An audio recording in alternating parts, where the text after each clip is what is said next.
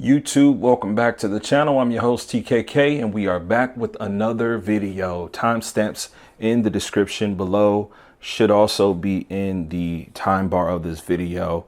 So we're just doing a quick overview of my game room for any new subscribers or new viewers, right? A lot of cool stuff. Historically always been a Street Fighter player. Yes, on the channel we do cover a ton of different things. Some arcade stick reviews, unboxings, primarily TV. Today we're going to be talking about those two beauties. We are PC gaming and we do some console gaming too. Dual 4090 setups. Follow through. Used to play these games competitively in the arcade, so quadruple OG. Got the Street Fighter chess set there, a couple of Ulix arcade sticks. This is a Chulix arcade cabinet, content featured on the channel. All right, so channel is all about TKK, so there's a look there. All right, so today we're going to be taking a look at these two 2023 televisions. On the left, we've got the Samsung S90C, and it retails for about $1,900. And on the right, we've got the new LG G3. It retails for about $2,500. Both of these classes are 55-inch, so that's the size. For the price comparisons, the 90C on the left from Samsung comes with the base. The LG G3 on the right comes with no base, but it does come with a wall mount. The G stands for gallery. So this is kind of like the hot TV, because out of the, the too big of the three that's going to be out this year, this is the second one. And it's the white OLED. So it's kind of going to be put up against the two quantum dot OLEDs, at least in the United States, that are going to be manufactured from Samsung displays. One is Samsung S95C, which is not featured here. It's been on the channel also. The second is going to be the Sony A95L. That's probably going to be coming a little bit later, probably midsummer. Who knows? We'll see. And we'll probably cover it. We'll have to see. I don't know. In any event, I think that these are two great options to consider. So let me mount this on a tripod so we can have some talking points about these two TVs. All right, guys. So, we've got both of these TVs set up. I just hit buttons on them. So they're pretty much broadcasting their potential peak brightness for what I have them set at. And we'll dive into some of the settings that I have here. This is not a video to offer you any type of definitive settings or anything like that. I've got these things both in some regard turned down so that they're not just overly bright. The camera that I'm using right now is, not going to be able to offer the best representation of what these TVs are, but the talking points along with the footage is hopefully going to be able to help you a little bit. So one thing I do want to point out, I'm not in any way offering to sell any TVs. I don't have links or anything like that. The context behind the content here is just offering you my opinion based on what I've experienced shopping for these two televisions. Yearly, I'm going to go after at least one new TV for the year. This was a year where I'm going after quite a few. I just made some changes in my home, and we cycled some TVs around. So with that being said, I could care less ultimately whatever you go with. Make whatever decision is going to be great for you. Now, a lot of people like to see the G3 compared to the 95C. And the reasoning is because those are both going to be the pinnacle in the 4K space for what those companies have to offer, Samsung and LG. I really think the 90C needs to be in the conversation with the G3 as well as the C3. The 90C, because it's positioned under the 95C, I've seen many of people automatically hint at that TV going against the C3 because it falls chronologically under the G3. So it makes a lot of sense, tons of logic there. And I'm not here to argue that. It's just that when you factor in the cost differences between the two, and then when you look at like the potential of what they offer, I think this is a great discussion to have.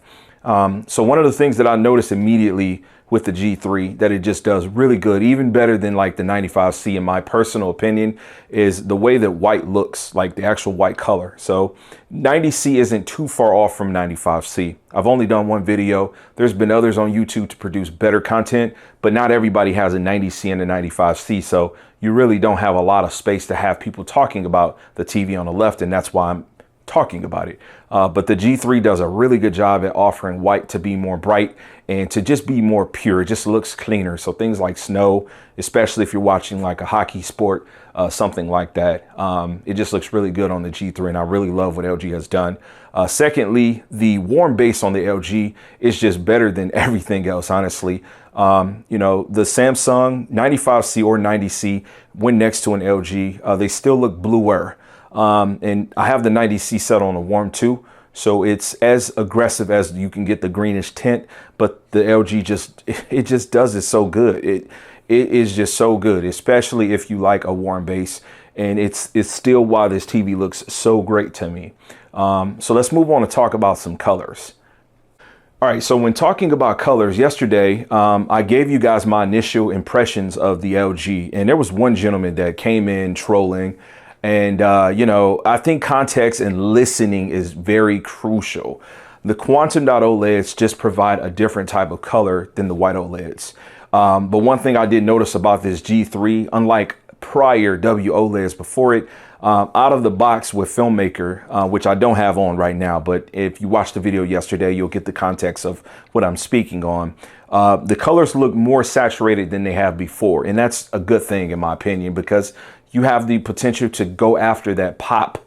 However, if I oversaturate the colors, let's just focus on the red right now of this Assassin's Creed character. You can see, hopefully my camera's articulating this, there's just a different type of vibrancy that's coming from the TV on the left. Now, if I turn the colors up on the G3, yes, the red does get more pure, it does get more intense, but the red doesn't look the same. So it's just something within the way that Samsung does their colors that just invite this different look.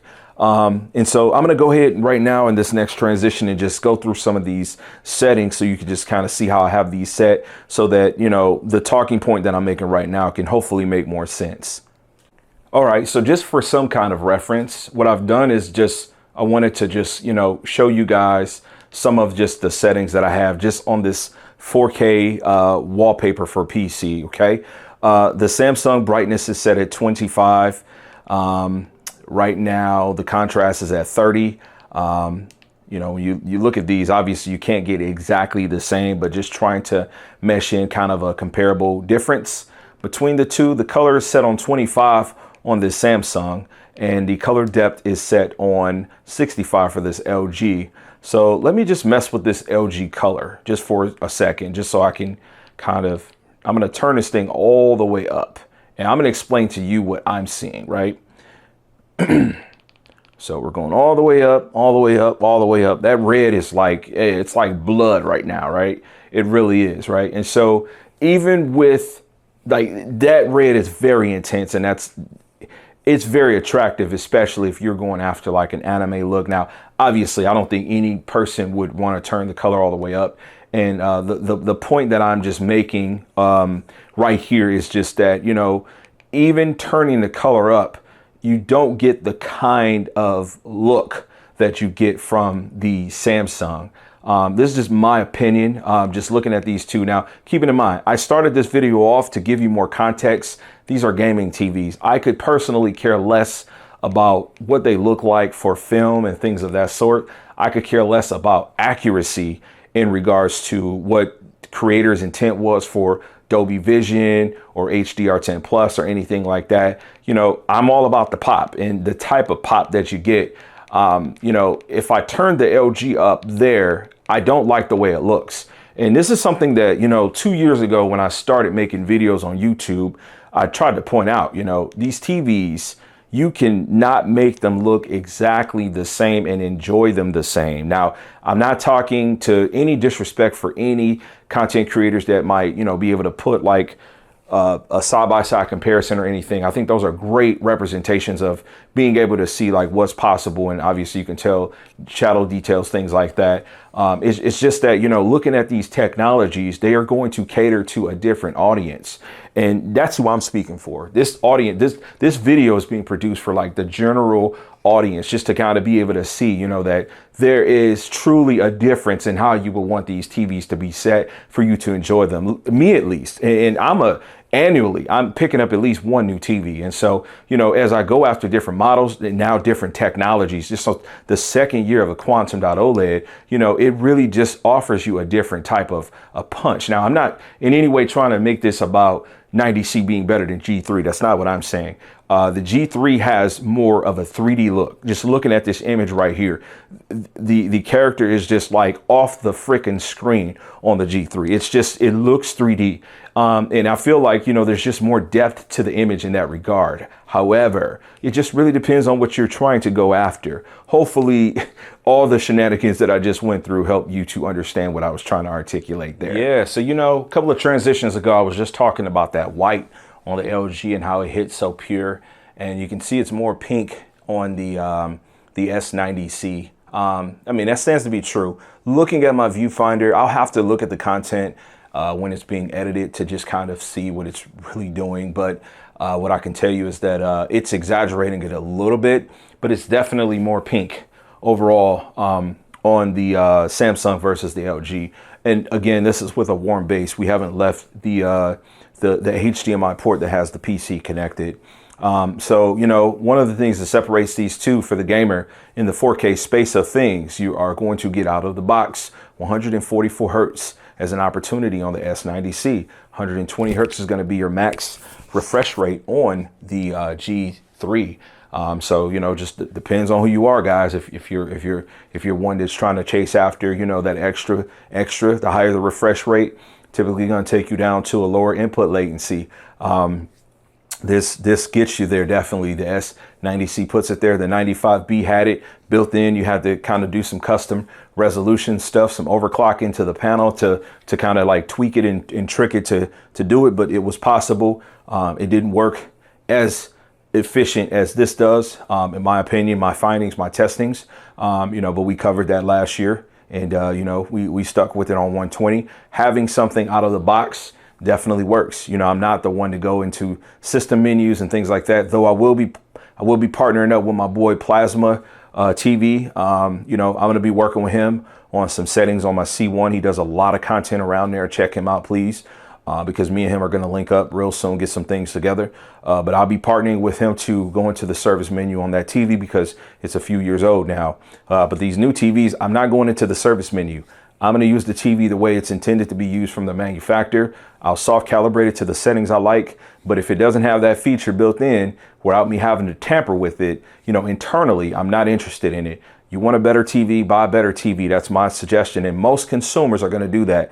It's only when you get to that higher echelon of guys diving into forums that they want to dive into service menus. That's not what your average Joe is going to do. So again, 90C having a higher refresh rate, costing you hundreds less, is the better gaming TV out of the two from that perspective. And yet another discovery for the G3 this year, something surprising to me, keeping in mind the last few years I have not bought a gallery. It's all been C model for me. Both these displays are not validated as G-Sync compatible. However, the variable refresh rate technology does work. Now, when you see this under number 3 where it says display specific settings, this is Windows telling us this. It has nothing to do with the TV saying this. This is software using the graphics card from the Windows 11 machine, connecting itself to the display that is telling us that. Now, whether or not, you know, things work exactly the way that they're supposed to, this was a huge talking point for many people. I know I was definitely at the forefront of that last year, talking that about the S95B and then, you know, the inconsistencies with variable refresh rate that I had with it versus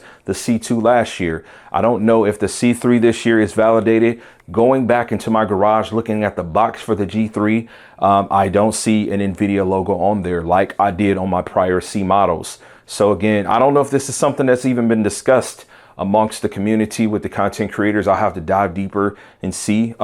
The TV definitely shows you G-Sync though, so might not be a big deal, but what exactly has been changed where this TV doesn't say it's compatible versus it not being? You know, I know some people are going to come, they might say, oh, it's no big deal, but you know, what lack of testing or what has changed from a hardware perspective or whatnot, I'm not sure. There's also some talks about input latency being a little bit higher. You know, I've messed around with displays and monitors at a competitive level and at a casual level long enough to know and have that experience of being able to really feel. The G3 is phenomenal, fantastic. Whether or not, you know, the latency is higher than it was last year, pretty irrelevant, because the latency on these TVs are so low at the highest refresh rate and higher resolution that, you know, your average competitive gamer is going to be happy, much less the bulk community that buys these TVs. You guys are not going to be in tournaments. You're not going to be tournament players. So, you know, knock it off. You guys are going to be okay. But I will get a lag meter test up connected to this thing at some point, probably make some content around it so I can get some numbers out here and get into that kind of stuff. But yeah, this was an interesting piece I thought I would talk about for the G3. Not saying it's validated as G-Sync compatible. That's what Windows says. And it's the exact same as what the S90C and the A90L will say too. Let's move on. All right, guys, it's Saturday. This was something just really brief. I didn't want to talk your heads off too much. You know, I just wanted to kind of put some content out there and, you know, just get the discussion going. I really do feel like the S90C is in a great space to stir things up. It's why I feel it's the replacement of the S95B. Now, everybody might not be in agreement with that because there's some features that the S95B Vanilla's version has that the 90C does. But let's just keep in mind, if you go buy S95B now, you are not going to be able to own the TV that it was when it released. Let me say that again. If you buy an S95B today, it will not be the same TV that it was from its infancy. We're not talking about service menus. We're not talking about any hacks to roll back the firmware. We're talking about buying that TV today is not the same TV as it was before. And in my opinion, that's why the S90C should be considered as your alternative. I think it is the replacement directly of the 95B. And I feel like the 95C is just an all around a better step up in terms of what the 95B or what the 90C offers you today, not yesterday, not last year, but today. But that's what I got. Again, I just want to bring some awareness from my own ownership. These aren't bought just to review, to be returned. These are my TVs. So if you got some questions, let's have a dialogue. Please support the channel, man. We're on the road to 1,000 subscribers, man. We're about 1,100 away. Leave comment. Be sure to like, share. If you're feeling generous, want to hit that thanks button, go ahead and do that. And we're going to catch you on the next video. Peace. God bless. And as I always say, max love.